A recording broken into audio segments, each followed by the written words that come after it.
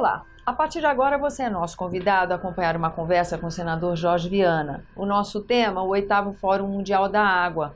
Se você acompanha o argumento, já soube através do nosso programa que o senador foi um dos responsáveis por trazer a sede desse 8º encontro aqui para o Brasil. A gente tem essa oportunidade de conversar com o senador fazendo um balanço do que foi o evento, balanço dos desafios que o país enfrenta e qual o legado que esse encontro vai nos dar, tendo sido realizado aqui. Senador, grata pela sua presença. Eu que agradeço. É uma soma de tudo, né? A água é sinônimo de vida no planeta, é um recurso muito abundante, aparentemente, mas são águas salgadas. A água doce é 2% do que nós temos. E o custo de salinizar é altíssimo ainda, com tecnologia muito complexa e caro. Vi lá em Israel, mas é muito caro. E aparentemente a água, principalmente em um país tropical igual o nosso, é abundante. Todo ano chove. A sensação é essa, tem né? período que chove, alaga, cria transtorno. Mas a água é um recurso muito escasso no fundo. E do jeito que nós estamos ocupando o planeta, procurando trabalhar a produção e consumo, nós estamos dificultando mais ainda com um modelo que não é sustentável, que consome muitos recursos naturais. Você veja, quem mais consome água é a agricultura, depois a indústria e depois as pessoas. E a água é essencial para a vida humana, logo, ou para os seres vivos na Terra.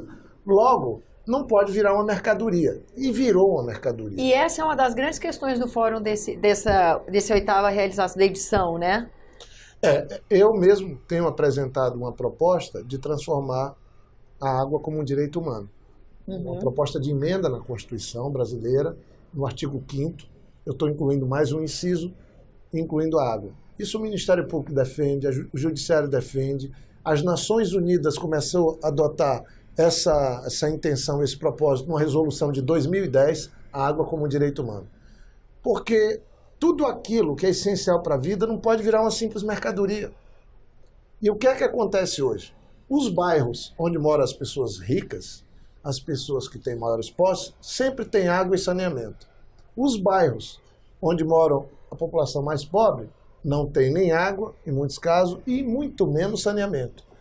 Assim é o mundo. Os países ricos nem vieram, os líderes mundiais nem vieram para o 8º Fórum. Parece que o problema não é deles. Por quê? Porque o quase 1 bilhão de pessoas que não têm água são de países pobres. Onde não tem saneamento, nos países pobres. Mas e se nós seguirmos nessa marcha da insensatez e a situação da insegurança hídrica aumentar? O que as Nações Unidas dizem é que 700 milhões de pessoas vão migrar, fugir da seca, fugir da falta de água e vão para onde? Vão infernizar a vida dos países em desenvolvimento. Vai custar caro. O processo de resiliência, que traduzindo é adaptação do mundo para a escassez de água, para a mudança do clima, para a destruição das florestas, é muito mais caro do que nós encontrarmos uma maneira de convivermos harmonicamente, ver a água como um bem comum, ver o saneamento básico como um bem comum e sinônimo de saúde. Esse é o desafio. E fazer o 8º Fórum aqui também aumenta a responsabilidade do Brasil para que a gente possa ter boas leis, bons orçamentos garantidos, mas nós estamos só no começo dessa luta para ter água como direito humano. Senador, nós estamos só no começo e estamos assim, a gente vem com a questão de racionamento. Crise hídrica no Brasil só se agrava, né? A gente vê questão da transposição do Rio São Francisco ser um tema cada vez mais frequente de reflexão no plenário.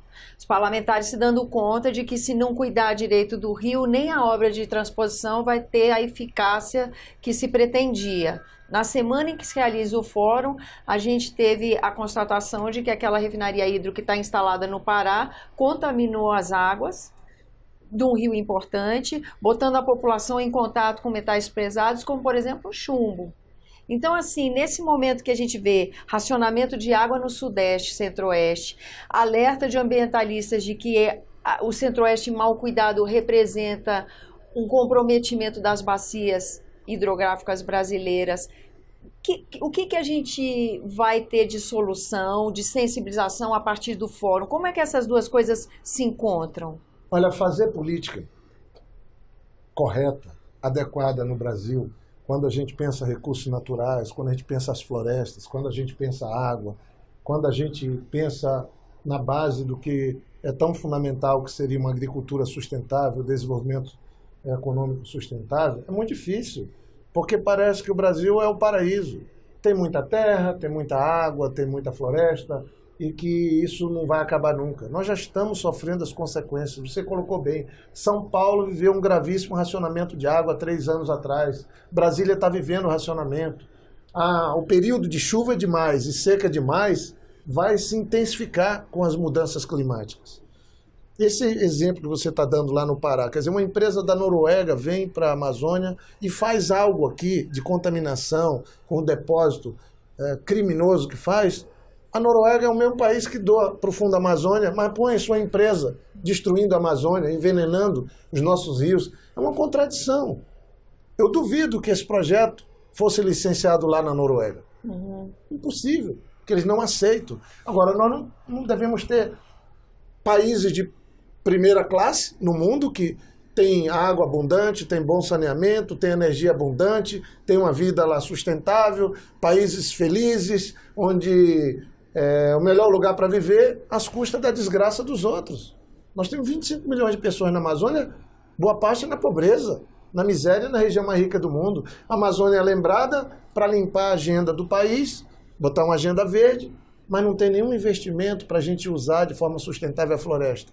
O que tem são essas ideias equivocadas, criminosas, de querer encher a Amazônia de usina de álcool, por exemplo, como agora o Senado estava querendo aprovar. Realmente um debate ontem no e plenário. Tem o risco de votar. Na semana, no dia das florestas, no dia da água, você votar projetos que vão destruir milhões de hectares. Parece uma insensatez muito grande. Então, nós estamos lidando agora, quem está em risco é a vida. Veja o desperdício. No Brasil, cada 100 litros de água que é tratada, só 67 chega a ser consumido. O resto se perde no desperdício. É bem semelhante ao dia de produção de alimentos, né?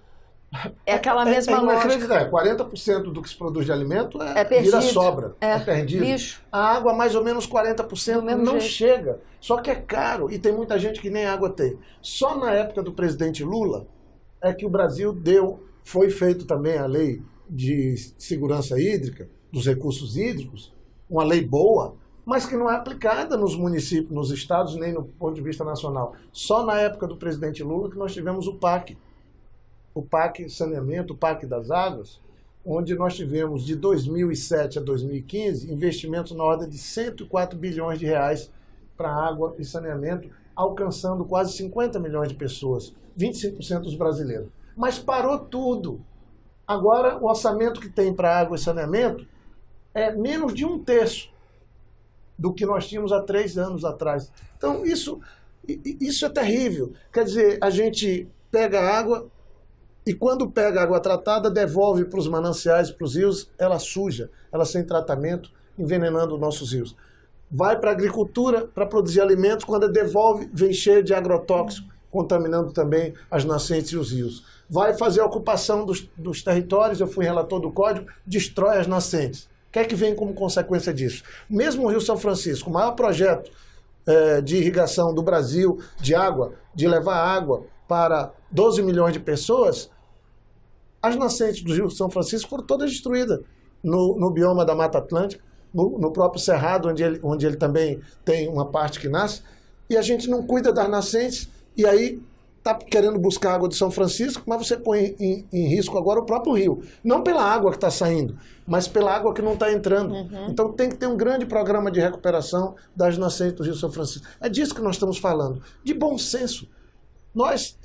A nossa geração é a última que pode fazer alguma coisa pelas gerações futuras e também por nós.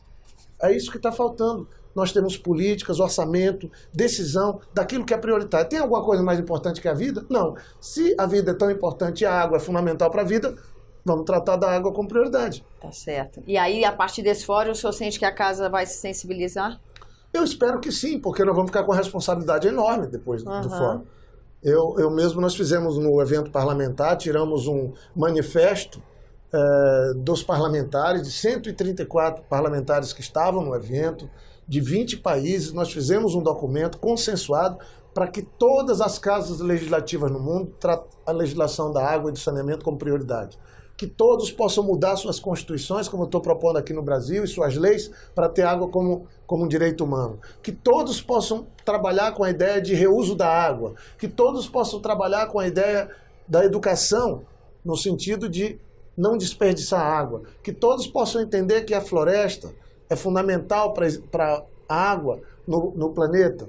Que a mudança climática é uma realidade e tem que ser combatida. Isso tudo consta no manifesto parlamentar que nós aprovamos e que eu, inclusive, estou fazendo leitura no plenário do Senado. Senadora, agradeço a presença aqui no nosso programa e agradeço a você que nos acompanha, lembrando que esse é o programa Argumento e que você é nosso convidado a fazer sugestões e críticas ao trabalho da TV Senado. Para isso, 0800 61 2211, ligação gratuita. Eu lembro também que você pode rever esse e outros dos nossos programas por endereço eletrônico senado.leg.br/tv. Até a próxima.